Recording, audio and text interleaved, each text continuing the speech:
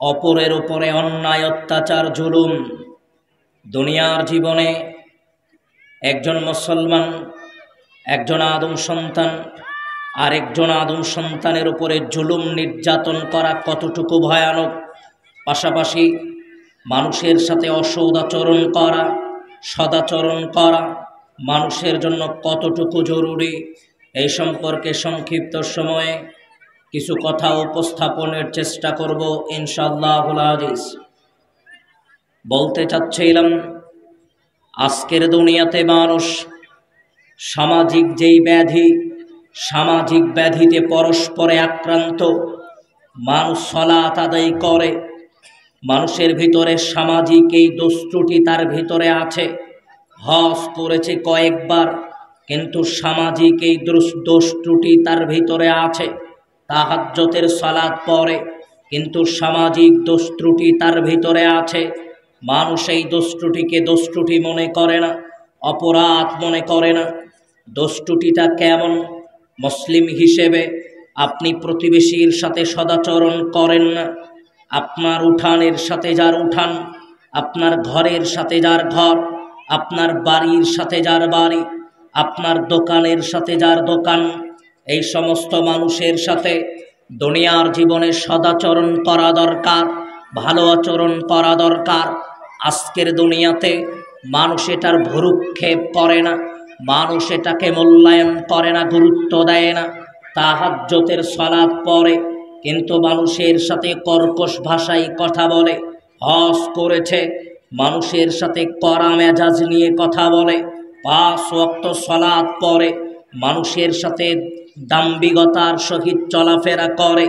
এজন্যই বলতে চাচ্ছিলাম, দুনিয়ার জীবনে যারা অপর মানুষের সাথে সদাচরণ করে না, দুনিয়ার জীবনে যারা অপর মানুষের সাথে জুলুম নির্যাতন করবে, দুনিয়ার জীবনে যারা অপর মানুষের সাথে অসদাচরণ করবে, এই সমস্ত মানুষদের ব্যাপারে আপনাকে একটু জেনে রাখা দরকার।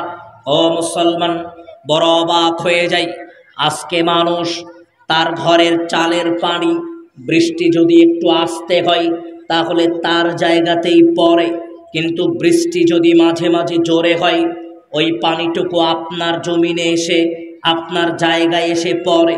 এতটুকু সহ্য করতে পারেননি। মামলা মোকদ্দমা চলছে বিগত 20 বছর হলে জেলা জজ কোর্টে। শুধু তাই নয়, তার বাড়ির মুরগি ছাগল হঠাৎ একদিন আপনার বাড়িতে এসেছিল, সামান্য একটু ক্ষতি আপনার হয়েছিল, অতটুকু আপনি সহ্য করতে পারেননি।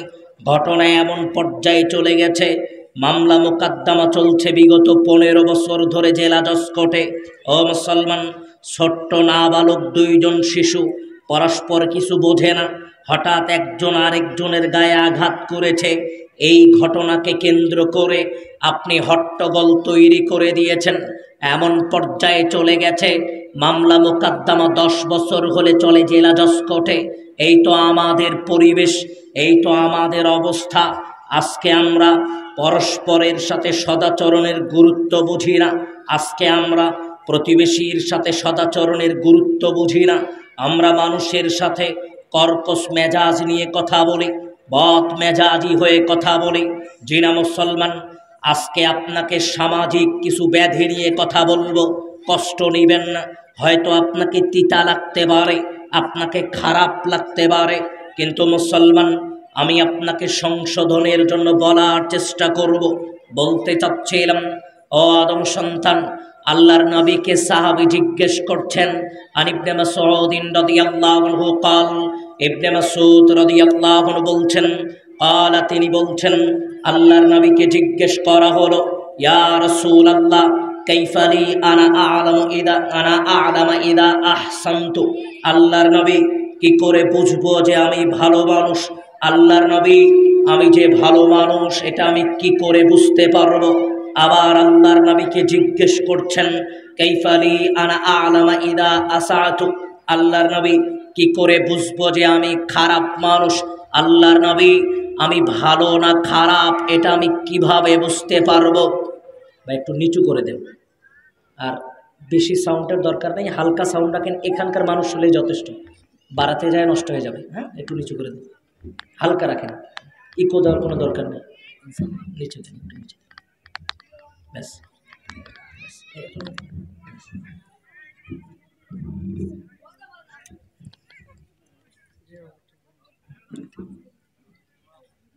সাউন্ড ক্লিয়ার থাকে না। বলতে চাচ্ছিলাম, আল্লাহর নবীকে জিজ্ঞেস করা হলো, আল্লাহর নবী আমি ভালো না খারাপ এটা আমি কিভাবে বুঝতে পারবো? মনে করেন আপনি তাহাজ্জুদ গুজারি মানুষ, মনে করেন আপনি 5 ওয়াক্ত সালাত আদায় করেন, মনে করেন আপনি হজ করেছেন, এখন আপনি আল্লাহর নিকটে ভালো মানুষ না খারাপ মানুষ? এখন আপনি আল্লাহর কাছে ভালো মানুষের তালিকাভুক্ত নাকি খারাপ মানুষের তালিকাভুক্ত? আল্লাহর নবীকে সাহাবী জিজ্ঞেস করছেন। আল্লাহর নবী বলছেন, শোনো, সামিআতা জিরানাকা, যখন তোমার প্রতিবেশী তোমাকে লক্ষ্য করে বলবে আহসানতা তুমি ভালো, ফাকাদ আহসানতা তাহলেই তুমি ভালো। আবার শোনো, সামিআতাহুম, যখন তোমার প্রতিবেশী তোমাকে লক্ষ্য করে বলবে আসাতা তুমি খারাপ, ফাকাদ আসাতা তাহলেই তুমি খারাপ। আবারও আপনাকে বুঝিয়ে বলি, আপনার ব্যাপারে আমার ব্যাপারে আল্লাহ জিজ্ঞেস করবেন আমার প্রতিবেশীকে আমি ভালো মানুষ না খারাপ মানুষ। আল্লাহ আমার প্রতিবেশীকে জিজ্ঞেস করবেন। আমার প্রতিবেশী যদি আমার ব্যাপারে বলে আল্লাহ ওই মানুষটা ভালো, তাহলে আল্লাহ আমাকে ভালো মানুষের তালিকাভুক্ত করে নেবেন। কিন্তু আমার প্রতিবেশী যদি আমাকে খারাপ বলে, তাহলে আল্লাহর নিকটে আমি খারাপ ভালো মানুষ হতে পারবো না। ও মুসলমান, তাহলে আপনাকে একটু খেয়াল করা দরকার। হাজী সাহেব, আপনাকে একটু খেয়াল করা দরকার। আপনি প্রতিবেশীর কাছে ভালো হতে পেরেছেন কি পারেননি, এই জিজ্ঞাসা নিজেই নিজেকে করা দরকার। জি হে মুসলমান, আজকের দুনিয়াতে মানুষ তার প্রতিবেশীর সাথে অসৎ আচরণ করে।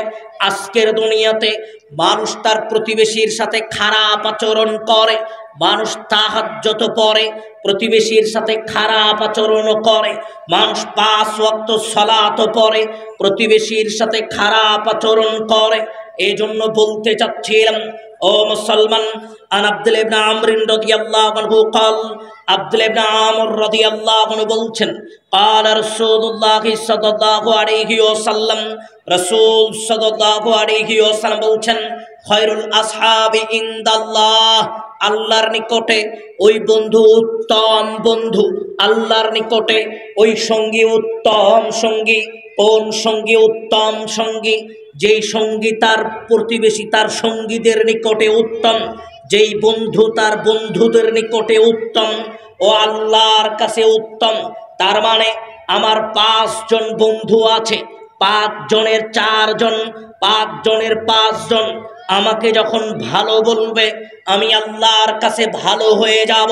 5 জনে যদি আমাকে খারাপ বলে, তাহলে আমি আল্লাহর নিকটে খারাপ মানুষ, এই কথা আমাকে বুঝিয়ে নিতে হবে। আল্লাহর নবী এটাই বললেন, খায়রুল জিরানি ইনদাল্লাহ, ওই মানুষ আল্লাহর নিকটে ভালো, ওই প্রতিবেশী আল্লাহর নিকটে ভালো প্রতিবেশী, যেই প্রতিবেশী তার প্রতিবেশীর নিকটে ভালো। ও মুসলমান, আপনি যদি আপনার প্রতিবেশীর নিকটে ভালো হতে পারেন, আপনি যদি আপনার উঠানের সাথে যার উঠান, আপনার ঘরের সাথে যার ঘর, আপনার দেয়ালের সাথে যার দেয়াল, এই মানুষের কাছে যদি ভালো হতে পারেন, আপনি আল্লাহর নিকটে ভালো হতে পারবেন। এই কথাটা আপনাকে বুঝিয়ে নিতে হবে। এবার আপনি বলবেন, হুজুর আমি প্রতিবেশীর সাথে খারাপ আচরণ করি, তাহাজ্জুদ পড়ি, 5 ওয়াক্ত সালাত আদায় করি, হুজুর তাহলে আমার অবস্থা কেমন হবে? ও ভাইজান, আপনাকে একটা ঘটনা শোনাই। আবু হুরায়রা রাদিয়াল্লাহু আনহু قال, আবু হুরায়রা রাদিয়াল্লাহু আনহু বলছেন, একদা একদিন আল্লাহর নবীর নিকটে বলা হলো, একজন মহিলার কথা বলা হলো, ইন্না ফুলানাতা, আল্লাহর নবী একজন মহিলা, তুযকারু মিন কাসরাতি সালাতিহা ওয়া সিয়ামিহা ওয়া সাদাকাতিহা, আল্লাহর নবী একজন মহিলা অনেক বেশি সিয়াম পালন করে, ফরজ সিয়ামের সাথে সাথে অনেক নফল সিয়াম পালন করে। আল্লাহর নবী ওই মহিলাই নফল সালাত, ফরজ সালাত আদায় করার পরে অনেক বেশি নফল সালাত আদায় করে। আল্লাহর নবী ওই মহিলাই অনেক বেশি দান সদাকা করে। সমস্যা একটা আল্লাহর নবী, সমস্যাটা কি? ওই মহিলা প্রতিবেশীকে কষ্ট দেয়, ওই মহিলা প্রতিবেশীর সাথে খারাপ আচরণ করে। আবার আরেকজন মহিলা, আল্লাহর নবী ইন্না ফুলানাতা, আরেকজন মহিলা কি হয়েছে ওই মহিলার? আল্লাহর নবী বললেন তুযকারু মিন কিল্লাতিস সালাতিহা ওয়া সিয়ামিহা ওয়া সাদাকাতিহা, এই মহিলা অত বেশি নফল সালাত আদায় করতে পারে না, করে না। এই মহিলা অত বেশি দান সদকা করতে পারে না, এই মহিলা অত বেশি সিয়াম পালন করতে পারে না। কিন্তু আল্লাহর নবী এই মহিলা প্রতিবেশীকে কখনো কষ্ট দেয় না, এই মহিলা প্রতিবেশীর সাথে খারাপ আচরণ করে না। এবার আল্লাহর নবী বললেন শোনো, যেই মহিলা প্রতিবেশীকে কষ্ট দেয় কিন্তু সালাত বেশি পড়ে, সালাত আদায় করে অনেক বেশি, সিয়াম পালন করে অনেক বেশি, অনেক বেশি দান সদকাও করে, কিন্তু প্রতিবেশীকে কষ্ট দেয়, এই জন্য আল্লাহ তাকে জাহান্নামে নিক্ষেপ করবেন। আবার এই মহিলা যে দান করে কম, সালাত আদায় করে কম, সিয়াম পালন করে কম, অত বেশি করে না, কিন্তু প্রতিবেশীকে কষ্ট দেয় না, এই মহিলাকে আল্লাহ জান্নাতে দিবেন, জান্নাতে। আমি আপনাকে বোঝানোর চেষ্টা করলাম, ও মুসলমান, প্রতিবেশীকে যারা কষ্ট দিবে এরা জান্নাতে প্রবেশ করতে পারবে না, প্রতিবেশীকে যারা কষ্ট দেয় এরা জান্নাতে প্রবেশ করতে পারবে না, এ কথা আল্লাহর নবী বোঝাচ্ছিলেন। আবু হুরায়রা রাদিয়াল্লাহু আনহু قال, আবু হুরায়রা রাদিয়াল্লাহু আনহু বলছেন قال রাসূলুল্লাহ সাল্লাল্লাহু আলাইহি ওয়াসাল্লাম, রাসূল সাল্লাল্লাহু আলাইহি ওয়াসাল্লাম বলছেন আল্লাহি লা ইউমিনু, আল্লাহি লা ইউমিনু, আল্লাহি লা ইউমিনু, ওই সত্তার কসম করে বলি, আল্লাহর কসম করে বলি, আল্লাহর কসম করে আল্লাহর নবী বললেন শোনো, ওই মানুষগুলো প্রকৃত ঈমানদার হতে পারেনি, ওরা প্রকৃত পরহেজগার মানুষ হতে পারেনি। কোন মানুষ পরহেজগার হতে পারেনি? প্রকৃত ঈমানদার হতে পারেনি। আল্লাহর নবী বললেন লা ইয়াকমানু জারাহু বাওয়াইকাহু, যে প্রতিবেশীকে কষ্ট দেওয়া থেকে নিজেকে বিরত করতে পারেনি, তার মানে যে প্রতিবেশীকে কষ্ট দেয় ওই ঈমানদার হতে পারেনি, যে প্রতিবেশীর সাথে খারাপ আচরণ করে ওই ঈমানদার হতে পারেনি, যে প্রতিবেশীর সাথে ঝগড়া বিবাদে লিপ্ত হয় ওই ঈমানদার হতে পারেনি। আবু হুরায়রা রাদিয়াল্লাহু আনহু قال, আবু হুরায়রা রাদিয়াল্লাহু আনহু বলছেন قال রাসূলুল্লাহ সাল্লাল্লাহু আলাইহি ওয়াসাল্লাম, রাসূল সাল্লাল্লাহু আলাইহি ওয়াসাল্লাম বলছেন মান কানা ইউমিনু বিল্লাহি ওয়াল ইয়াউমিল আখির, ও মুসলমান শোনো, যেই মানুষ আল্লাহর উপরে ঈমান আনয়ন করলো, বিচারের দিবসের প্রতি ঈমান আনয়ন করলো, অর্থাৎ যে মানুষ নিজেকে ঈমানদার দাবি করলো, মুত্তাকি দাবি করলো, ফালা ইউদি জারাহু, সে যেন প্রতিবেশীকে কষ্ট না দেয়, সে যেন প্রতিবেশীর সাথে খারাপ আচরণ না করে। ও ভাইজান, আপনাকে বলতে চাচ্ছিলাম, আপনি যদি মুসলমান দাবি করেন, নিজেকে যদি প্রকৃত ঈমানদার দাবি করেন, তাহলে প্রতিবেশীর সাথে খারাপ আচরণ করা যাবে না। একটু এবার কথাটা এখানেই রেখে দিলাম, আবারও প্রয়োজন বোধে আপনাকে বলবো। এবার একটু ভিন্ন কিছু কথা আপনাকে বলি, ও মুসলমান। আন ইবনে ওমর রাদিয়াল্লাহু আনহু قال, ইবনে ওমর রাদিয়াল্লাহু আনহু বলছেন قال রাসূলুল্লাহ সাল্লাল্লাহু আলাইহি ওয়াসাল্লাম, রাসূল সাল্লাল্লাহু আলাইহি ওয়াসাল্লাম বলছেন আল মুসলিমু আখুল মুসলিম, নিশ্চয় একজন মুসলমান আরেকজন মুসলমানের ভাই, একজন মুসলমান আরেকজন মুসলমানের ভাই। এই কথা বলার পরে আল্লাহর নবী তিনটা কথা বললেন। আল্লাহর নবী বললেন ফালা ইউদি, ওই মানুষ যেন ওই মানুষের উপরে জুলুম নির্যাতন না করে। তিনটা কথা বললেন। এক, আল্লাহ তার উপরে জুলুম নির্যাতন করতে নিষেধ করলেন, তাকে বিপদের দিকে ঠেলে দিতে নিষেধ করলেন, তাকে লজ্জিত করতে নিষেধ করলেন। তিনটা কথা আল্লাহর নবী বললেন। মাঝখানে আরো কিছু কথা আল্লাহর নবী বলেছেন, একটু পরে আপনাকে তা বলবো।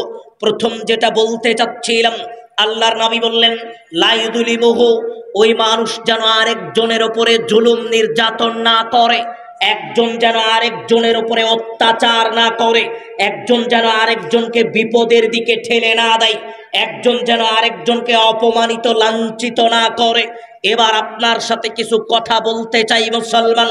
অনেক দিন হয়ে গেছে আপনি দুনিয়াতে অসংখ্য অগণিত অত্যাচার জুলুমের সাথে সম্পৃক্ত।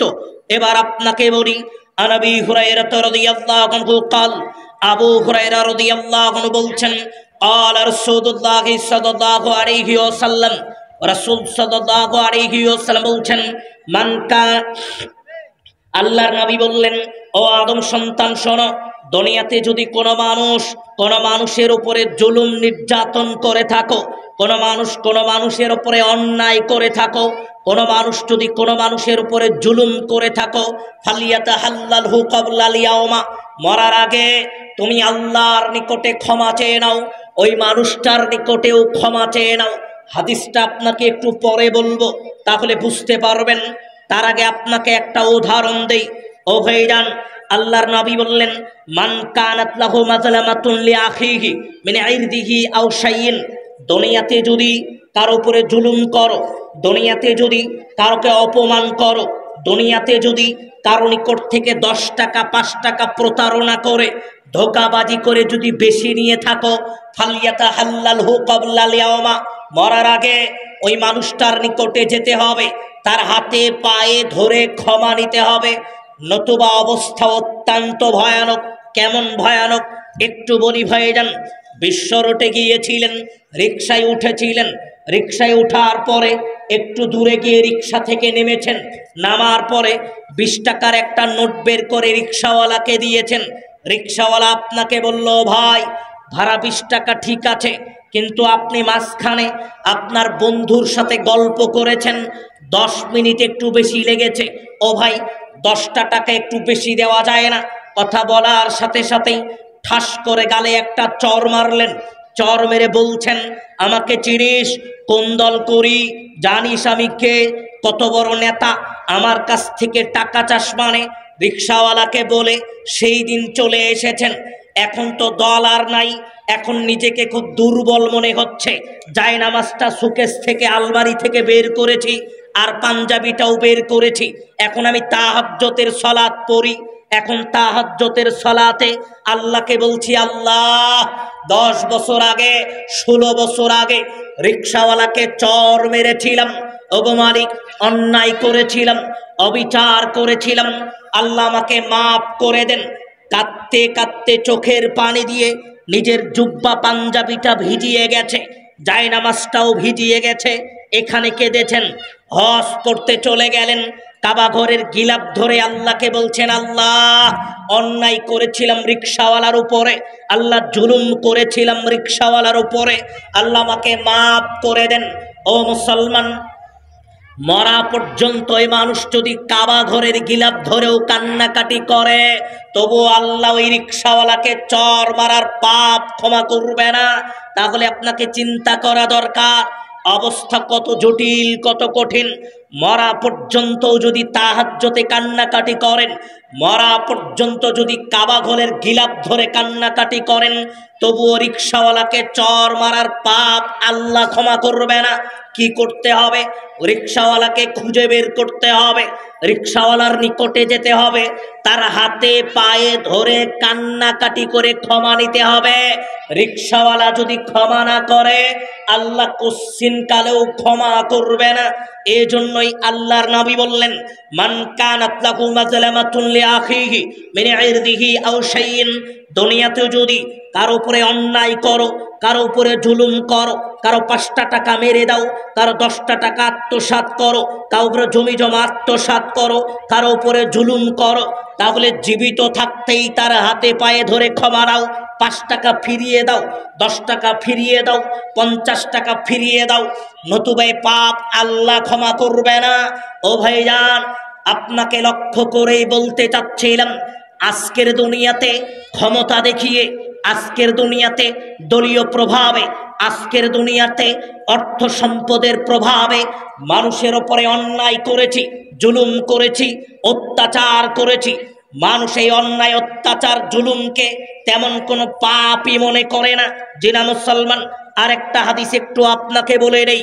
আবু হুরায়রা রাদিয়াল্লাহু আনহু قال, আবু হুরায়রা রাদিয়াল্লাহু আনহু বলছেন, قال رسول الله صلى الله عليه وسلم রাসূল সাল্লাল্লাহু আল্লাহর নবী সাহাবীদেরকে জিজ্ঞেস করলেন মাল মুফলিসু তোমরা কি বলতে পারবা এই দুনিয়াতে সবচাইতে হতদরিদ্র মানুষ কারা তোমরা কি বলতে পারবা গরিব মানুষকে ও ভাইজান আজকে যদি চেয়ারম্যান সাহেব আপনাদেরকে বলে এলাকার মেম্বার চেয়ারম্যান আপনাদেরকে বলে 50 জন মানুষের নাম লিখে নিয়ে আসবেন যারা গরিব যারা অসহায় যাদেরকে শীতের কম্বল দেওয়া হবে আমরা কাদের নাম লিখব যার কোনো জমি জমা নাই যার কোনো অর্থ সম্পদ নাই ভ্যান চালাই রিকশা চালাই আমরা তার নামটাই লিখব সাহাবীরাও আল্লাহর নবীকে ওই কথাটাই বললেন দীর্ঘামালাহু ওয়ালা মাতা আল্লাহর নবী আমাদের নিকটে গরিব মিসকিন হচ্ছে ওই সমস্ত মানুষ কারা গরিব কারা মিসকিন কারা অসহায় যাদের নিকটে টাকা পয়সা নাই যাদের নিকটে ধন সম্পদ নাই যাদের নিকটে উপকারী কোনো বস্তুও নাই আল্লাহর নবী আমরা তো গরিব ওই সমস্ত মানুষগুলোকেই বলি ও ভাইজান আবারও আপনাকে একটু মনোযোগী হতে হবে হাদিসটা আপনার জীবনের জন্য অত্যন্ত গুরুত্বপূর্ণ একটা হাদিস মানুষ যদি এই হাদিসটার প্রতি খেয়াল করে মানুষ মানুষের উপরে অন্যায় করবে না মানুষ মানুষের সাথে ধোঁকাবাজি করবে না মানুষ মানুষকে ওজনে কম দিবে না মানুষ মানুষের সাথে প্রতারণা করবে না ভালো ধান উপরে রেখে চিটা ধান নিচে রাখবে না ভালো সরিষা উপরে রেখে খারাপ সরিষা নিচে রাখবে না মানুষ মানুষকে ওজনে কম দিবে না ভাই তার বোনকে বঞ্চিত করবে না বড় ভাই ছোট ভাইকে বঞ্চিত করবে না ভাই তার ইয়াতিম ভাতিজাকে বঞ্চিত করবে না এই হাদিসটুকু আপনাকে একটু জানা দরকার সাহাবীকে জিজ্ঞেস করা হলো গরিব মানুষকে অসহায় মানুষকে নিঃস্ব মানুষকে এবার আল্লাহর নবী নিজেই বলছেন শোনো ইন্নাল মুফলিসা মিন উম্মতি আমার উম্মতের মধ্যে গরিব মিসকিন হচ্ছে ওই সমস্ত মানুষ কারা গরিব কারা মিসকিন কারা অসহায় আল্লাহর নবী বললেন ইয়াতি ইয়াউমাল কিয়ামা বিচারের ময়দানে আল্লাহর নিকটে উঠবে সলাতের নেকি নিয়ে উঠলো সাদাকাতিন দানের নেকি নিয়ে উঠলো যাকাতিন যাকাতের নেকি নিয়ে উঠলো আবারও বোঝেন হাজী সাহেব আপনাকে লক্ষ্য করেও বলতে চাচ্ছিলাম বিচারের ময়দানে আপনি হজের নেকি নিয়ে উঠবেন বিচারের ময়দানে সালাতের নেকি নিয়ে উঠবেন বিচারের ময়দানে মসজিদ মাদ্রাসায় দান করেছেন দানের নেকি নিয়ে উঠবেন সাথে সাথে অশত মাহাদা অদরবা হাদা ওয়াকালা মালা হাদা মানুষের সম্পদ লুণ্ঠন করেছেন এই পাপ নিয়ে উঠবেন মানুষের সাথে ধোঁকাবাজি করেছেন এই পাপ নিয়ে উঠবেন মানুষের উপরে জুলুম অত্যাচার করেছেন এই পাপ নিয়ে উঠবেন এটা নেকি এটা পাপ এটা নেকি এটা পাপ দুইটাই নিয়ে আল্লাহর সম্মুখে উপস্থিত থাকবে এমতো অবস্থায় পাওনাদার চলে আসবে এসে আল্লাহকে বলবে আল্লাহ এই মানুষটা আমি তার নিকট থেকে পাওনাদার কি পাওনাদার আল্লাহ এই মানুষটা দুনিয়াতে আমার বড় ভাই ছিল বড় ভাই আল্লাহ আমার বাপের দেওয়া জমি আমাকে দেয়নি আল্লাহ আমি পাওনাদার আল্লাহ তখন বলবে হাজী সাহেব আপনি আপনার বোনের জমির পাওনাটা আপনি ফিরিয়ে দেন আল্লাহ আপনাকে বলবে ও আদম সন্তান তুমি তোমার বোনের জমির পাওনাটা ফিরিয়ে দাও তখন আপনি আল্লাহকে বলবেন দীর্ঘালা একুনা দিনারুনালা দীর্ঘাম ওই যে ওই কথা আজকে বিচারের ময়দান আজকে জমি জমা তো দূরের কথা একটা কানা করি পয়সা নিয়েও তো আমি বিচারের ময়দানে আসি নাই না পকেট আছে না টাকা আছে না জমির দলিল আছে আল্লাহ আমার কাছে তো কিচ্ছু নাই আমি কি করব তখন আল্লাহ আপনাকে বলবেন যেহেতু বোন তোমার কাছে পাওনাদার দুনিয়াতে নেকি ছিল তোমার কাছে নেকি দিয়ে পাওনা শোধ করো সলাতের নেকি দিয়ে বোনের পাওনা শোধ করবেন বোন নিয়ে চলে যাবে আবার পাওনাদার এসে বলবে আল্লাহ আমার সাথে ধোঁকাবাজি করেছিল 50 টাকা বেশি নিয়েছিল 100 টাকা বেশি নিয়েছিল আল্লাহ বলবেন ঋণ শোধ করো আপনি বলবেন আল্লাহ আমার নিকটে তো টাকা পয়সা নাই আল্লাহ বলবেন নেকি আছে নেকি দিয়ে দাও নেকি থেকে নেকি দিয়ে দেওয়া হবে পাওনাদার নিয়ে চলে যাবে আবার পাওনাদার আসবে এসে বলবে আল্লাহ আমি পাওনাদার আল্লাহ বলবেন পাওনা শোধ করো আপনি বলবেন আল্লাহ টাকা পয়সা তো নাই আল্লাহ বলবেন নেকি দিয়ে শোধ করো নেকি দিয়ে শোধ করবেন নেকি শূন্য হয়ে যাবে এমতো অবস্থায় ও মুসলমান পাওনাদার বাকি থেকে যাবে তখন পাওনাদারের আল্লাহর কাছে বলবে আল্লাহ আমরা তো পাওনাদার আপনি বলবেন আল্লাহ ঋণ শোধ করতে করতে, নেকি দিয়ে শোধ করতে করতে সমস্ত নেকি ফুরিয়ে গেছে। আল্লাহ বলবেন যেহেতু নেকি ফুরিয়ে গেছে, পাওনাদার আছে, যত পাওনাদার দুনিয়াতে যত পাপ করেছে সমস্ত পাপ তোমার কাঁধে নাও। সমস্ত পাওনাদারের পাপ আল্লাহ আপনার কাঁধে দিবে। আল্লাহ আপনাকে জাহান্নামে পাঠাবে আর পাওনাদারকে পাপ মুক্ত করে জান্নাতে পাঠাবে। তাহলে দুনিয়াতে আপনাকে চিন্তা করা দরকার। আজকের দুনিয়াতে মানুষ নিজেকে চালাক চতুর মনে করে। চালাক চতুর মানে আরে বোনকে জমিতে ফাঁকি দিয়েছি ও বুঝতেই পারেনি, নদীর পাড়ের জমি তাকে কম দিয়েছ বুঝতেই পারেনি, এই যে উঠানের পাশের জমি ওকে কম দিয়েছ বুঝতেই পারেনি। মানে হাজী সাহেব খুব চালাক চতুর। আপনাকে লক্ষ্য করে বলি, কয়েকটা কথা আপনাকে বলা দরকার। ও মুসলমান, একটু লক্ষ্য করে বলি, চাপাই নবাবগঞ্জের মানুষ আপনি, গ্রামের মানুষ আপনি, আপনাকে লক্ষ্য করে কয়েকটা কথা বলবো।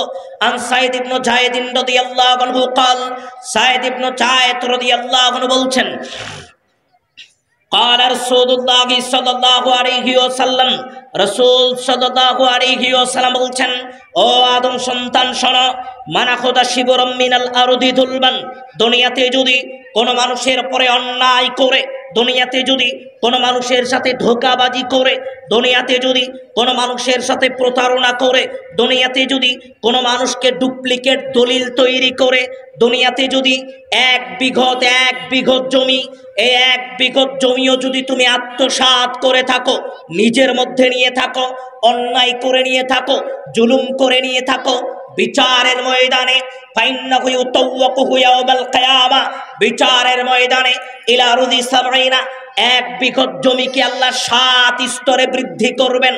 1 শতক জমিকে 7 শতক বানাবেন, 10 শতক জমিকে 70 শতক বানাবেন, 1 বিঘাকে 7 বিঘা বানাবেন। বিচারের ময়দানে আল্লাহ আপনাকে বলবেন, এটা দুনিয়ার ওই জমি যেটা তুমি বোনকে দাওনি, এটা দুনিয়ার ওই জমি যেটা তুমি ভাইকে দাওনি, এটা দুনিয়ার ওই জমি যেটা তুমি ইয়াতিম ভাতিজাকে বঞ্চিত করেছো। আজকে ওই গোটা জমিটা তোমার কাঁধে তুলে দিলাম, গোটা জমি আল্লাহ আপনার কাঁধে তুলে দিবে। গোটা বিচারের ময়দান, ওই জমি নিয়ে আপনাকে দৌড়াতে হবে, দৌড়াতে হবে। হাজী সাহেব, আপনার সাথে কয়েকটা কথাটা অত্যন্ত বলা জরুরি মনে করছি। হাজী সাহেব বোনদেরকে ডেকে বলছে, শোন, কয়েকদিন পরে তো হজে যাব, মনটা মানছিল না, বাপের জমি হিসেবে তোরা 3 বোনে 3 বিঘা পাবি। শোন, 3 শতক 3 শতক 3 শতক করে 9 শতক দিয়ে দিলাম, আর বেশি কথা বলবে না, বললে এটাও দিব না। হাজী সাহেবের কত সুনাম, হাজী সাহেবের কত দয়া, হাজী সাহেব 3 শতক করে হলেও দিয়েছে। কেন? আর মানুষ দেয়নি, হাজী সাহেব তবুও দিয়েছে। আপনাকে লক্ষ্য করে কথাটাই বলতে চাচ্ছিলাম। মনে রাখার চেষ্টা করতে হবে, মানা খোদা শিবরম মিনাল আরদি যুলমান, আর 1 শতক তো দূরের কথা, 1 বিঘত জমিও যদি মানুষ বোনের সাথে ধোঁকাবাজি করে নেয়, ভাইয়ের সাথে ধোঁকাবাজি করে নেয়, ইয়াতিম ভাতিজাকে বঞ্চিত করে নেয়, বিচারের ময়দানে ওই জমিনটা তার কাঁধে আল্লাহ তুলে দিবেন। শুধু তাই নয়, আন সালিম বিন আবিহি, সালিম রাদিয়াল্লাহু আনহু বলছেন, ও আদম সন্তান শোনো, আল্লাহর নবী বলছেন, মানা খোদা মিনাল আরদি শাইয়ান বিগাইরি হাক্কিহি, ও মুসলমান, 1 বিঘার দরকার নাই, 1 বিঘতের দরকার নাই, 1 চিমটি মাটি, 1 চিমটি মাটি, 1 চিমটি মাটি যদি মানুষের মাটি মানুষ যদি নিজের মধ্যে নিয়ে নেয়, 1 চিমটি মাটি যদি নিজের মধ্যে নিয়ে নেয়, বিচারের ময়দানে ওই 1 চিমটি মাটিকে মিনারুদি সাবঈনা আল্লাহ 7 স্তরে বৃদ্ধি করবেন। এবার আল্লাহ ওই মানুষটাকে বলবেন, এই জমিনটা তুমি, এই জমিনের ভিতরে খুশিবাবিহি, আল্লাহ তাকে পুঁতে দিবেন, গেড়ে দিবেন ওই জমির ভিতরে, যেই জমিটা সে দুনিয়াতে জোর জবরদস্তি করে দখল করেছিল, 2 নাম্বারি করে দখল করেছিল। হাজী সাহেব, আপনার বিরাট একটা সুনাম আছে, 4 স্টলে আপনার সুনাম, বিভিন্ন বৈঠকে আপনার সুনাম, মসজিদে আপনার সুনাম, এলাকার ভিতরে আপনার একটা সুনাম আছে। কি সুনাম? আপনি যত চিকন করে আইল কাটতে পারেন, এত চিকন করে আর কেউ পারে না। এই সুনামটা এলাকায় আপনার খুব আছে। জি, এই জমি যখন দাদার ছিল, আজ থেকে 50 বছর আগে জমিটা দাদার ছিল, দাদার জমির আইল দিয়ে একটা মানুষ 2-3টা গরু ছাগল নিয়ে অনায়াসেই হেঁটে পার হয়ে যেত। হাজী সাহেব, জমিটা যখন আপনার ভাগে এসেছে, গরু ছাগল তো দূরের কথা, মানুষ পর্যন্ত জমির আইল দিয়ে হেঁটে যেতে পারে না। তাহলে আপনাকে চিন্তা করা দরকার, মানা খোদা মিনাল আরদি শাইয়ান, 1 চিমটি জমি যদি আমার ভিতরে থেকে যায়, যেটা মানুষের, বিচারের ময়দানে এই জমির ভিতরে আল্লাহ আমাকে পুঁতে দিবেন, গেড়ে দিবেন। চিন্তা আমাকে করা দরকার, অন্য মানুষকে নয়। কাজটা আমি করেছি। আনিয়া আলা ইবনে মুররা রাদিয়াল্লাহু আনহু قال ইয়া আলা ইবনে মুররা রাদিয়াল্লাহু আনহু বলছেন قال রাসূলুল্লাহ সাল্লাল্লাহু আলাইহি ওয়াসাল্লাম, রাসূল সাল্লাল্লাহু আলাইহি ওয়াসাল্লাম বলছেন, দুনিয়াতে কোন মানুষের সাথে অন্যায় করে, ধোঁকাবাজি করে, জোর জবরদস্তি করে কোন মানুষ 1 বিঘত জমি মানুষের নিকট থেকে নিয়ে নিল, বিচারের ময়দানে ওই মানুষটাকে কি করবেন আল্লাহ? মিনারুদি সাবঈনা, এই জমিনটাকে 7 স্তরে বৃদ্ধি করে দিবেন। 1 বিঘাকে 7 বিঘা বানাবেন, 1 শতককে 7 শতক বানাবেন। আল্লাহ বলবেন মাটিটা খুঁড়ো। কোন মাটি? এটা তোমার বোনের জমি, এটা তোমার ভাইয়ের জমি, এটা অপর মানুষের জমি, জোর জবরদস্তি করে নিয়েছিলা, জমিটা খুঁড়ো। খুঁড়তে খুঁড়তে খুঁড়তে খুঁড়তে যত মাটি হবে সব মাটি আল্লাহ বিচারের মধ্যে আপনার কাঁধে তুলে দিবেন। এবার আল্লাহ বলবেন হাত্তা ইয়াকুদা বাইনান নাস, যতক্ষণ না পৃথিবীর সমস্ত মানুষের বিচার কার্য শেষ হয় ততক্ষণ পর্যন্ত এই জমি নিয়ে গোটা বিচারের ময়দানে দৌড়াতে থাকো। আপনাকে বলা হবে, আপনি বোনের জমি নিয়েছিলেন, ইয়াতিম ভাতিজার জমি নিয়েছিলেন, ছোট ভাইয়ের জমি নিয়েছিলেন, মুরব্বি 1 চিমটি মাটির প্রতিদান আপনাকে পেতে হবে। আজ তো বিঘাকে বিঘা আপনি দখল করে বসে আছেন। আবার মুরব্বি আপনার সাথে আরেকটা কথা, মুরব্বি মেয়ের বাড়িতে সচরাচর যায় না। 2-3 কেজি ফল নিয়ে হঠাৎ একদিন মেয়ের বাড়িতে চলে গেছে। মেয়েকে বলছে, ও মা, খাওয়া দাওয়া সব শেষ। মেয়েকে হাত কাঁধে হাত রেখে বলছে, মা আমি তো একটা অন্যায় করেছি, মা অন্যায় করেছি, তুই আমাকে মাফ করে দিস। কেন বাবা, কি হয়েছে? তোর ভাগের সব জমি আমি তোর ভাইকে লিখে দিয়েছি। ও মা, কষ্ট নিস না, সারা জীবন তোর জন্য দোয়া করে যাব, তুই কষ্ট নিস না, তোর ভাইয়ের বড় অভাব। মুরব্বি, মেয়ের জমি ছেলেকে দিয়েছেন, অন্যায় করেছেন, অন্যায়। মেয়ের হক থেকে তাকে বঞ্চিত করেছেন, এর হিসাব আপনাকে দিতে হবে, এই কথা আপনাকে মনে রাখতে হবে। আজকে মেয়ের উপরে অন্যায় করেছেন আপনি, এই কথাটুকু আপনাকে মনে রাখতে হবে। বলতে চাচ্ছিলাম, সামাজিক ব্যাধিতে মানুষ আক্রান্ত, মানুষ এই সামাজিক ব্যাধি দূর করতে চায় না। মানুষ মসজিদে শুয়ে থেকে বসে থেকে তাসবিহ তাহলিল পাঠ করছে, অথচ সে জমি জমা আত্মসাৎ করে বসে আছে। এটা তার নিকটে তেমন কোনো পাপ নয়। বাস্তবিক একটা জীবনের একটা অভিজ্ঞতা থেকে একটা কথা বলি আপনাকে। আমাকে একজন বয়োজ্যেষ্ঠ মুরব্বী, বয়স্ক মানুষ আমাকে ডাকলেন, তার ছেলে বললেন আমার মা আপনার সাথে কথা বলবে। আমি গেলাম, বয়োজ্যেষ্ঠ মুরব্বী বলছে, ও বাবা, এই মসজিদের সহসভাপতি আমার নিজের ভাই। ও বাবা, আমার ভাই গত কয়েক বছর আগে হজ করেছে, আজও আমার বাপের দেওয়া 1 চিমটি জমি আমাকে বুঝিয়ে দেয়নি। আপনাকে লক্ষ্য করে বলতে চাচ্ছিলাম কথাটা আপনার জন্য। এই জমি বঞ্চিত করা ভাই বোনদেরকে, এটা আপনার কাছে তেমন কোনো পাপ নয়, কিন্তু এটা আল্লাহর নিকটে অনেক বড় ভয়ানক অপরাধ। এই কথাটা আপনাকে মনে রাখতে হবে। আপনাকে এজন্যই বলতে চাচ্ছিলাম, আবু হুরায়রা রাদিয়াল্লাহু আনহু قال, আবু হুরায়রা রাদিয়াল্লাহু আনহু বলছেন, قال রাসূলুল্লাহ সাল্লাল্লাহু আলাইহি ওয়াসাল্লাম, রাসূল সাল্লাল্লাহু আলাইহি ওয়াসাল্লাম একদা একদিন একজন মানুষের বর্ণনা করলেন। সুম্মা যাকারা রাজুল, একজন মানুষের বিবরণ দিলেন। ইউতিলুস সাফারা আশাআসা আকবারা, সফর থেকে ফিরেছে, চুলগুলো উস্কো খুস্কো, গায়ের জামা ময়লা। এই মানুষটা মনে করেন মসজিদে এসেছে। ইয়ামুদ্দু ইয়াদাইহি ইলাস সামাহ, দুহাত আল্লাহর নিকটে উত্তোলন করে আল্লাহর কাছে কাকুতি মিনতি করছে, আল্লাহর কাছে কান্নাকাটি করছে, আল্লাহ ইয়া রব্বি, ইয়া রব্বি, আল্লাহ আমাকে এটা দাও, আল্লাহ আমাকে ওটা দাও, আল্লাহ আমাকে জান্নাতের উচ্চ মাকাম দান করো, আল্লাহ আমাকে ধন সম্পদ দাও। আল্লাহর নবী বললেন, ওয়ান্না ইস্তাজাবু লিযালিক, কি করে এই মানুষের দোয়া আল্লাহ কবুল করবেন? কেন আল্লাহ তার দোয়া কবুল করবে না? মালবাসুহু হারাম, পরনের যেই পোশাক পরে এসে দোয়া করছে ওটা হারাম টাকা দিয়ে কেনা, অবৈধ টাকা দিয়ে কেনা। এই পোশাক পরে কাবা ঘরের গিলাপ ধরে কান্নাকাটি করলেও আল্লাহ তার দোয়া কবুল করবে না। মাতামুহু হারাম, যেটা খেয়ে এসে দোয়া করছে ওটাও হারাম টাকা দিয়ে কেনা। সারা জীবন আল্লাহর কাছে কাঁদলেও আল্লাহ তার দোয়া কবুল করবে না। মাশরাবাহু হারাম, যেটা পান করে এসে দোয়া করছে, মরা পর্যন্ত আল্লাহর কাছে কান্নাকাটি করলেও আল্লাহ দোয়া কবুল করবে না। এবার আপনাকে লক্ষ্য করে বলি হাজী সাহেব, আজও বনের জমি আপনার ভিতরে আছে, আজও বনের জমির ফসল আপনার ঘরে ঢোকে, আজও বনের জমির ফসল আপনার পেটে ঢুকে, তাহলে আপনাকে মনে রাখতে হবে হজ তো পরেই থাকলো, আজকে ঈশার সালাত আদায় করেছেন, এটা কবুল হয়েছে কি কবুল হয়নি এই ব্যাপারে আপনাকে সন্দেহ পোষণ করতে হবে। কেননা আজও আপনি অবৈধ ইনকাম করে ওই টাকা ওই সম্পদ ভক্ষণ করে দুনিয়াতে চলার চেষ্টা করছেন। যে মুসলমান, আজও মানুষ যদি মানুষের উপরে অন্যায় করে, আজও মানুষ যদি মানুষের উপরে অত্যাচার করে, আজও মানুষ যদি মানুষের সম্পদ লুণ্ঠন করে, তাহলে মানুষকে মনে রাখতে হবে তার ইবাদত কবুল হওয়ার ক্ষেত্রে বাধাগ্রস্ত। এই কথাটাকে মনে রাখার চেষ্টা করতে হবে। জি হ্যাঁ ভাইজান, আপনাকে বলার চেষ্টা করছিলাম, কোনো মানুষের উপরে অন্যায় অত্যাচার করবে না, কোনো মানুষের উপরে জুলুম নির্যাতন করবে না, কোনো মানুষ হারাম জিনিস ভক্ষণ করবে না। আমাকে আরেকটা বিষয় বলার জন্য একটু অনুরোধ করা হয়েছিল, কিন্তু বিষয়টা বললেই মানুষ উঠা শুরু করে দেয়, মানুষের খুব কষ্ট হয়, মানুষ লজ্জিত হয়ে যায় আর বলতেই থাকে ও আজকে শুধু একটাই আছে, বেশিক্ষণ বলবো না, 2 মিনিট বলবো।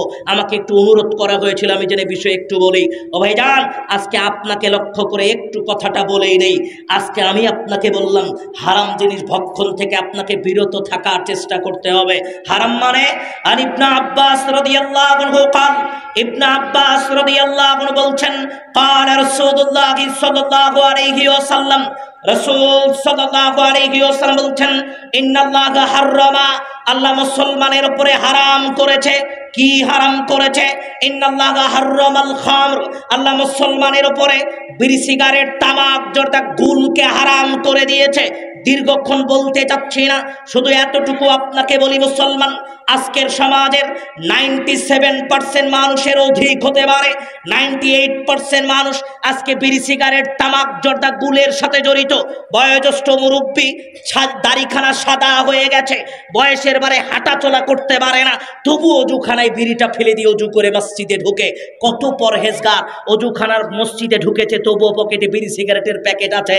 যখন মসজিদে ঢুকেছে অবাক, বিড়ি সিগারেটের প্যাকেটের উপরে ম্যাচ রেখে সেজদার জায়গায় রেখে সেজদা দিচ্ছে। কত পরহেজগার, আপনাকে লক্ষ্য করে বলতে চাচ্ছিলাম।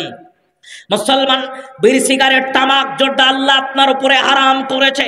শুধু তাই নয়, আরেকটা কথা আপনাকে বলি মুরব্বী, আন আব্দুল্লাহ ইবনে আমর রাদিয়াল্লাহু আনহু قال, আব্দুল্লাহ ইবনে আমর রাদিয়াল্লাহু আনহু বলছেন قال রাসূলুল্লাহ সাল্লাল্লাহু আলাইহি ওয়াসাল্লাম, রাসূল সাল্লাল্লাহু আলাইহি ওয়াসাল্লাম বলছেন আদম সন্তান শোনো, মুসলমান শোনো, মান শারিবাল খামর ওয়া সাকির, দুনিয়াতে কোনো মানুষ যদি একবার বিড়ি সিগারেটে মুখ দেয়, দুনিয়াতে কোনো মানুষ যদি একবার বিড়ি সিগারেট তামাক জর্দা গুলে মুখ দেয়, লাম তুকবার লাহু সালাতুন 40 সাবাহান, আগামী 40 দিন তার আর কোনো ইবাদতই কবুল হবে না। মুরব্বী, মসজিদের বাহিরে বিড়ি সিগারেট ফেলে দিয়ে ওযু করে মসজিদে ঢুকলেন, একবার বিড়ি সিগারেটে মুখ দিলে আগামী 40 দিন তার আর ইবাদতই কবুল হয় না। এর মানে এটা না আজ থেকে বললেন হুজুর যেহেতু বিড়ি সিগারেট ছাড়তে পারিনি, যেদিন ছাড়বো সেদিন সালাত শুরু করব, যেহেতু কবুলই হচ্ছে না। চিরা সালাত আদায় না করলে তখন না পড়ার পাপে আপনি পাপী হবেন, এই কথাটাও আপনাকে মনে রাখতে হবে। বলতে চাচ্ছিলাম, একবার বিড়ি সিগারেটে মুখ দিলে 40 দিন আল্লাহ তার ইবাদত কবুল করবে না। শুধু তাই নয়, এর চাইতে ভয়ানক কথা আল্লাহর নবী ব্যক্ত করেছেন। আন জাবির ইবনে আব্দুল্লাহ রাদিয়াল্লাহু আনহু قال, জাবির ইবনে আব্দুল্লাহ রাদিয়াল্লাহু আনহু বলছেন قال রাসূলুল্লাহ সাল্লাল্লাহু আলাইহি ওয়াসাল্লাম, রাসূল সাল্লাল্লাহু আলাইহি ওয়াসাল্লাম বলছেন আদম সন্তান শোনো, দুনিয়াতে যারা বিড়ি সিগারেট তামাক জর্দা গুল পান করলো, দুনিয়াতে যারা গুল খেলো, জর্দা খেলো, বিড়ি সিগারেট খেলো, বিচারের ময়দানে আইয়াসকিয়াহুল্লাহু বিতিনাতুল খাবাল, আল্লাহ তাদেরকে তিনাতুল খাবাল খাওয়াবেন। সাহাবীদেরকে জিজ্ঞেস করা হলো আল্লাহর নবী, সাহাবীরা জিজ্ঞেস করছেন আল্লাহর নবী তিনাতুল খাবাল আবার কেমন জিনিস? দুনিয়াতেও বিড়ি সিগারেটও খেলো, আল্লাহ বিচারের ময়দানে তিনাতুল খাবালও খাওয়াবেন। আল্লাহর নবী বললেন শোনো, আওয়ার কো আহলিন্নার আউসারাতু আহলিন্নার, জাহান্নামীদের শরীর থেকে পচা রক্ত পড়বে, পচা পুষ পড়বে। এই পচা রক্ত এবং পুষ সংমিশ্রণ করে যেই খাবার হয় এর নাম তিনাতুল খাবাল। এটা আল্লাহ কাদেরকে খাওয়াবেন? দুনিয়াতে যারা বিড়ি সিগারেট তামাক জর্দা গুলপান করেছে আল্লাহ তাদেরকে খাওয়াবেন। একটু তাকিয়ে থাকবেন। এক, আল্লাহর নবী বলছেন আন আব্দুল্লাহ ইবনে আমর রাদিয়াল্লাহু আনহু قال, আব্দুল্লাহ ইবনে আমর রাদিয়াল্লাহু আনহু বলছেন লা ইয়াদখুলুল জান্নাহ, চার শ্রেণীর মানুষ জান্নাতে যাবে না। এক, মুদমিনুল খামর, দুনিয়াতে যারা বিড়ি সিগারেট তামাক জর্দা গুল পান করে। আবারও শুনবেন, আল্লাহর নবী বললেন সালাসাতুন লা ইয়াদখুলুল জান্নাহ, তিন শ্রেণীর মানুষ জান্নাতে ঢুকবে না, প্রবেশ করবে না। এক, মুদমিনুল খামর, দুনিয়াতে যারা বিড়ি সিগারেট তামাক জর্দা গুল পান করে। আবারও শোনেন, সালাসাতুন লা ইয়াদখুলুল জান্নাতা আবাদান, তিন শ্রেণীর মানুষ কোনোদিন জান্নাতে প্রবেশ করতে পারবে না। এক, মুদমিনুল খামর, দুনিয়াতে যারা বিড়ি সিগারেট তামাক জর্দা গুল পান করে। আবার আল্লাহর নবী বলছেন সালাসাতুন কদ হাররামাল্লাহু আলাইহিমুল জান্নাহ, তিন শ্রেণীর মানুষের জন্য জান্নাত হারাম, তিন শ্রেণীর মানুষের জন্য জান্নাত হারাম, তিন শ্রেণীর মানুষের জন্য জান্নাত হারাম। এক, মুদমিনুল খামর, দুনিয়াতে যারা বিড়ি সিগারেট তামাক জর্দা গুল পান করে ওদের জন্য জান্নাত হারাম।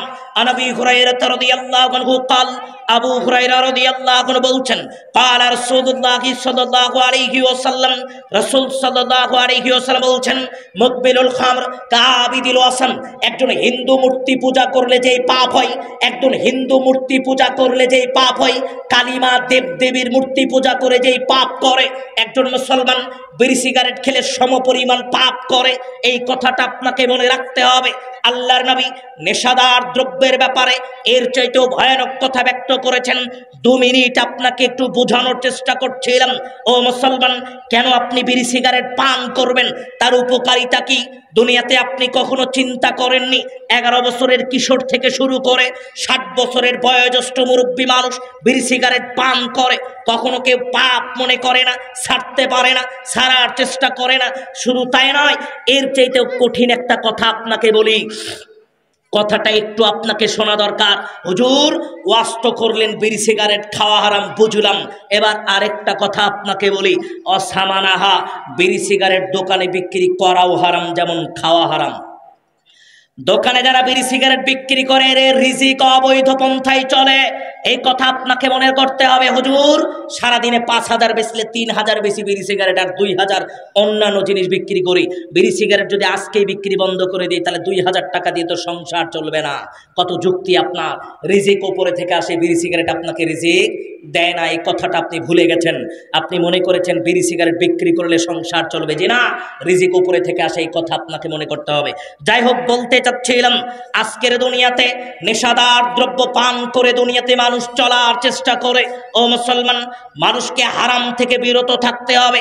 হারাম মানে অবৈধ ইনকামের সাথে সাথে অন্যায় অত্যাচার করে অবৈধ ইনকাম করা, অন্যায় অত্যাচারের মাধ্যমে, প্রতারণার মাধ্যমে, সম্পদ লুণ্ঠনের মাধ্যমে মানুষ রিজিক অন্বেষণ থেকে বিরত থাকবে।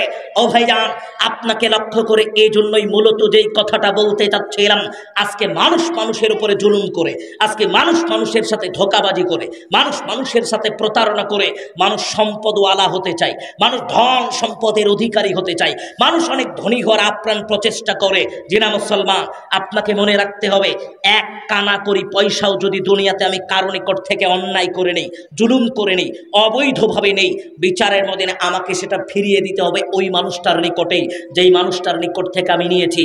এর নাম বিচারের ময়দান। আরে আপনি তো আদম সন্তান। দুনিয়াতে একটা গরু, শিংওয়ালা গরু, শিংবিহীন গরুকে গোতা মেরেছিল। বিচারের ময়দানে আল্লাহ ওই শিংবিহীন গরুকে শিংওয়ালা করে দিবেন, শিংওয়ালা গরুকে শিংবিহীন করে দিয়ে প্রতিশোধ নিয়ে দিবেন। এটা তো পশু পাখির ক্ষেত্রে আল্লাহ বলছে, তাহলে আদম সন্তান হিসেবে আপনার অবস্থান কি? আপনি তো রাগ দেখিয়ে জুলুম করেছেন অন্যের উপরে, কর্কশ ভাষায় কথা বলে কাউকে কষ্ট দিয়েছেন, বদ মেজাজি হয়ে কাউকে কষ্ট দিয়েছেন। এই পাপ ক্ষমা নিবেন কি করে? আমরা বলি চাকরকে একদিন মেরেছিলাম, কর্মচারীকে একদিন মেরেছিলাম, কৃষককে একদিন মেরেছিলাম, আজকে তার বাড়িতে ক্ষমা চাইব, এটা তো লজ্জার ব্যাপার। জি হ্যাঁ, আপনার নিকটে আজ লজ্জা হলে বিচারের ময়দানে আপনাকে সেই জবাবদিহিতার জন্য বিচারের ময়দানে দাঁড়াতে হবে। এর জন্য আপনাকে প্রস্তুত থাকা দরকার। আজকে প্রস্তুত না হলেও বিচারের ময়দানে প্রস্তুত হবে। যে জন্য আপনার কাছে বলতে চাচ্ছিলাম, অনুরোধ, দুনিয়ার জীবনে কাউকে কষ্ট দেওয়া থেকে আপনাকে বিরত থাকতে হবে। আনাস রাদিয়াল্লাহু আনহু قال, আনাস রাদিয়াল্লাহু আনহু বলছেন, قال রাসূলুল্লাহ সাল্লাল্লাহু আলাইহি ওয়াসাল্লাম, রাসূল সাল্লাল্লাহু আলাইহি ওয়াসাল্লাম বলছেন, পৃথিবীর মানুষ শোনো, আদম সন্তান শোনো, লা ইয়াদখুলুল জান্নাহ, লা ইয়াদখুলুল জান্নাহ, লা ইয়াদখুলুল জান্নাহ, ওরা জান্নাতে যাবে না, ওরা জান্নাতে যাবে না, ওরা জান্নাতে যাবে না। কারা জান্নাতে যাবে না? মাল্লা ইয়াকমানু জারহু বাওয়াইকাহু, যে প্রতিবেশীকে কষ্ট দেয় সে জান্নাতে যেতে পারবে না। আবারও আপনাকে কথাটা বললাম, ও মুসলমান, কারোর সাথে অসৎ আচরণ করা যাবে না, কারো উপরে জুলুম নির্যাতন করা যাবে না, কারোর সাথে খারাপ আচরণ করে দুনিয়াতে চলা যাবে না। ওই যে হাদিসের অর্ধেকখানা আপনাকে বলেছিলাম, আল্লাহর নবী বললেন, শোনো, লা ইয়াযলিমুহু ওয়ালা ইসলিমুহু, কোনোদিন কোনো মানুষ যেন কারো উপরে জুলুম অত্যাচার না করে। এই হাদিসের মাঝ অংশে আল্লাহর নবী আর দুইটা কথা বলেছেন। এক, কোনো মানুষ যদি দুনিয়াতে কোনো মানুষের প্রয়োজন মিটিয়ে দেয়, দুনিয়াতে কোনো মানুষকে সহযোগিতা করে প্রয়োজন মিটিয়ে দেয়, বিচারের মধ্যে আল্লাহ তার প্রয়োজন মিটিয়ে দিবেন। দুনিয়াতে কোনো মানুষ যদি কোনো মানুষকে সহযোগিতা করে, বিচারের মধ্যে আল্লাহ তাকে সহযোগিতা করবেন আল্লাহ। তাহলে আপনাকে বুঝতে হবে, আজকে আমি অপর মানুষকে কষ্ট দিলাম, অপর মানুষের সাথে অসৎ আচরণ করলাম, খারাপ আচরণ করলাম, আল্লাহ বিচারের মধ্যে আমাকে জবাবদিহিতা করাবেন। এবার পাশাপাশি আমি কোনো মানুষকে সাহায্য সহযোগিতা করেছি, পাশাপাশি কারোর সাথে সৎ আচরণ করেছি, ভালো আচরণ করেছি, তার বিপদে তাকে সাহায্য করেছি, আল্লাহ সুবহানাহু ওয়া তাআলা বিচারের মধ্যে আমাকে সাহায্য সহযোগিতা করবেন। আমি আমার আলোচনার মূল কথাটা আপনাকে এটাই বোঝানোর চেষ্টা করছিলাম। যেহেতু মা বোনদের সম্পর্কে দুইটা কথা বলার অনুরোধ করা হয়েছে, আমি মা বোনদের সম্পর্কে বলেই আমার আলোচনার শেষ পর্যায়ে চলে আসব। আমি আবারও আপনাকে বলতে চাচ্ছিলাম, ভাইজান, দুনিয়ার জীবনে মানুষ যদি আল্লাহর কাছে ভালো হতে চায়, আল্লাহর কাছে ভালো মানুষের তালিকায় থাকতে চায়, তাহলে তার প্রতিবেশীর কাছে তাকে ভালো হতে হবে। আজকে এটার বড় অভাব, প্রতিবেশীর সাথে সৌহার্দ্যপূর্ণ আচরণ করতে চায় না। আল্লাহর নবী আবু জার রাদিয়াল্লাহু আনহুকে বলছেন, ও আবাজার, ইদা তাবাখতা মারকাতান ফাকসির মাহা, আবু জার, যখনই তুমি তরকারি রান্না করবা ঝোল বেশি দিবা, ঝোল তরকারি না দিতে পারলেও ঝোলটা যেন প্রতিবেশীর বাড়িতে যায়। তাহলে প্রতিবেশীর সাথে কেমন আচরণ করতে আল্লাহর নবী বলেছেন, আর আমাদের অবস্থাও তার বিপরীত, টোটাল তার বিপরীত। প্রতিবেশীর সাথে সবচেয়ে বেশি আমাদের সম্পর্ক খারাপ। মা বোনদেরকে কথাটা বলতে চাই, মা বোন, আপনাকে মনে রাখতে হবে, আপনার পরহেজগারিতার অভাব, আপনার পরহেজগারিতা অন্যদিকে থাকুক, কিন্তু যদি প্রতিবেশীর সাথে খারাপ আচরণ হয়, অবস্থা খারাপ। কেন? অধিকাংশ ফ্যামিলিতে প্রতিবেশীর সাথে ঝগড়া হয় এ মা বোনদের জন্য। কেন? স্বামী তো সকালবেলা চলে গেছে, স্বামী আসেছে রাত্রিবেলা, আসার সাথে সাথেই বলছে স্বামীকে, খেতে দিয়েছে আর বলছে কি কথা, তোমার প্রতিবেশী, তোমার চাচি, তোমার বোন, তোমার চাচাতো বোন, তোমার ফুফাতো বোন তোমাকে বলেছে তুমি নাকি অকর্মা, তুমি নাকি চলতে পারো না, তুমি নাকি হাঁটতে পারো না, তুমি নাকি ফকির, তোমার বাপের নাকি কিচ্ছু নাই। কথা বলতে বলতে হাত ধয়নি, আপনার স্বামী খাচ্ছিল, রাগ মাথায় উঠে গেছে, সারাদিন পরিশ্রম করেছে, খাবার রেখে বারান্দায় এসে বলতে তুই খালি বাইর হ, তুই খালি বের হ, আজকে তোকে দেখে নিব। ঘটনাটা আপনার জন্য ঘটলো, আপনার জন্য, এই দোষ আপনার জন্য, এই দুর্বলতা আপনার ভিতরে আছে। এজন্য মা বোনদেরকে বলতে চাচ্ছিলাম, সামাজিকভাবে সবচেয়ে বেশি ঝগড়া বিবাদের উৎপত্তি আপনার জায়গা থেকে। এজন্য এই অবস্থান থেকে আপনাকে বিরত রাখতে হবে। কেন? ইন্না ফুলানাতা তুযকারু মিন কিল্লাতি সলাতি, একটা হাদিস আল্লাহর নবী বলেন, কাসরাতি সলাতি ওয়া সিয়ামি ওয়া সাদাকাতিহা, মহিলার অনেক ভালো গুণ কিন্তু প্রতিবেশীকে কষ্ট দেয়, হিয়া ফিন্নার। আপনার যতই ভালো গুণ থাকুক, কিন্তু যদি প্রতিবেশীর সাথে অসৎ আচরণ করেন, খারাপ আচরণ করেন, আল্লাহ আপনাকে জাহান্নামে পাঠাবে। ও মা ও বোন, এর জন্য সামাজিকভাবে আপনাকে সমাজ সংস্কারের উদ্দেশ্যে সামাজিক অবস্থানটুকু অটুট রাখার প্রচেষ্টায় আপনাকে কারোর সাথে অসৎ আচরণ করা যাবে না। মা বোনদেরকে দুইটা উপদেশ দেওয়ার চেষ্টা করব। ও মা ও বোন, এই হাদিসের এই ঘটনার পরিপ্রেক্ষিতে আল্লাহর নবী একটা হাদিস বর্ণনা করেছেন। আবু হুরায়রা রাদিয়াল্লাহু আনহু قال, আবু হুরায়রা রাদিয়াল্লাহু আনহু বলছেন, আদম সন্তান শোনো, আল্লাহর নবী বলছেন, আসসাই আলাল আরমালাতি ওয়াল মিসকিন, দুনিয়াতে কোনো মানুষ যদি মিসকিনের দেখাশোনা করে, লালন পালন করে, সাথে সাথে কোনো বিধবা বয়োজ্যেষ্ঠা নারীর দেখাশোনা করে, ও মা ও বোন, আপনার কাছে অনুরোধ, আল্লাহর নবী বললেন, বিধবা বয়োজ্যেষ্ঠা নারীর সেবা যত্ন করে। আপনার শাশুড়ি বিধবা মানুষ, বয়োজ্যেষ্ঠা মানুষ, মুরব্বী মানুষ, আপনি যদি তার সেবা যত্ন করেন, কাসাই ফি সাবিলিল্লাহ, আল্লাহ রাস্তায় জিহাদ করলে যে নেকি হবে, সেই নেকি আল্লাহ আপনার আমলনামায় দিয়ে দিবেন। কাল কায়েমে প্রতিদিন রাত জেগে তাহাজ্জুদের সালাত আদায় করলে যে নেকি হয়, ওই নেকিটা আল্লাহ আপনার আমলনামায় দিয়ে দিবেন। কাসাইমে প্রতিদিন সিয়াম পালন করলে যে নেকি হয়, ওই নেকিটা আল্লাহ আপনার আমলনামায় দিয়ে দিবেন। কাজ একটা, যদি আপনি আপনার বিধবা বয়োজ্যেষ্ঠা শাশুড়ির সাথে সেবা যত্ন করতে পারেন, ভালো আচরণ তার সাথে করতে পারেন। আজকে আমাদের বড় অভাব, আমরা রাত দিন তাকে বুড়ি বুড়ি বলে গালিগালাজ করছি। ওমা ও বোন, আপনার কাছে অনুরোধ রাখলাম একটা উপদেশ হিসেবে, আপনি আপনার শাশুড়ির সাথে অসদাচরণ করিয়েন না, আপনি আপনার শাশুড়ির সাথে খারাপ আচরণ করিয়েন না। আপনি যদি শাশুড়ির সাথে ভালো আচরণ করতে পারেন, আল্লাহ আপনাকে তিনটা প্রতিদান দিবেন। তাহাজ্জুদের সালাত আদায় করলে যে নেকি হয়, প্রতিদিন সিয়াম পালন করলে যে নেকি হয়, সাথে সাথে জিহাদের ময়দানে অংশগ্রহণ করলে যে নেকি হয়, আল্লাহ আপনাকে সেই নেকিটা দিয়ে দিবেন আপনার আমল নামায়। অতএব শাশুড়ির সাথে অসদাচরণ করিয়েন না, খারাপ আচরণ করিয়েন না। দ্বিতীয় আরেকটা উপদেশ দিয়ে আমি আপনার কাছ থেকে বিদায় নিব। দ্বিতীয় নম্বরে আল্লাহর নবী বললেন, শোনো, ইন্নাল্লাহা লা ইয়ানজুরু ইলা ইমরাতিন, বিচারের ময়দানে আল্লাহ ওই সমস্ত মহিলার দিকে তাকাবেন না। বিচারের ময়দানে আল্লাহ ওই মহিলার দিকে তাকাবেন না। কোন মহিলা? এক, লা তাশকুরু লিজাওজিহা, যেই মহিলা স্বামীর শুকরিয়া আদায় করে না। ওয়াহিয়া লা তাস্তাগনি আনহু, স্বামীকে নিজের জন্য যথেষ্ট মনে করে না। মানে হুজুর, আমরা তো স্বামীর সাথে ভালো আচরণ করি, স্বামীকে তো যথেষ্ট মনে করি। এবার আপনাকে বলি, ও মা বোন, আজকে আপনার স্বামীকে বলেছেন একটা স্যান্ডেল আনবা, জুতা আনবা, হিল আনবা। ভাবিকে ভাই একটা হিল কিনে দিয়েছে, হিলটা আমার জন্য আনবা। একদিন বলেছেন, এসেছে, আপনি বলছেন এনেছো, বলছে ভুলে গেছি। পরের দিন এসেছে, আপনি বলছেন এনেছো, বলছে আজকে টাকা ছিল না, আনতে পারেনি। আরেকদিন এসেছে, আপনি বলছেন এনেছো, স্বামী বলছে আজকেও ভুলে গেছি। ঠাস করে আপনি বলছেন, বাপ যে কার সাথে বিয়ে দিল, জীবনে আজ পর্যন্ত সুখ পেলাম না। একটা কথা আপনাকে বিচারের মধ্যে আল্লাহ আপনার দিকে দৃষ্টি দিবেন না। আপনি যদি মুখ দিয়ে বলেন তোমার সাথে বিয়ে হওয়ার পরে জীবনে সুখ পাইনি, আপনি যদি মুখ দিয়ে বলেন তোমার সাথে বিয়ে হওয়ার পরে জীবনে আজ পর্যন্ত আমি কোনোদিন সুখ শান্তি পাইনি, আমার বাপ যে কার সাথে বিয়ে দিল, রাত দিন এই কথা বলছেন, আর এই ঘটক বেটাকে যে কয়বার কবর থেকে তুললেন আর কয়বার কবরে দাফন করেছেন, আর তো হিসাবই নাই।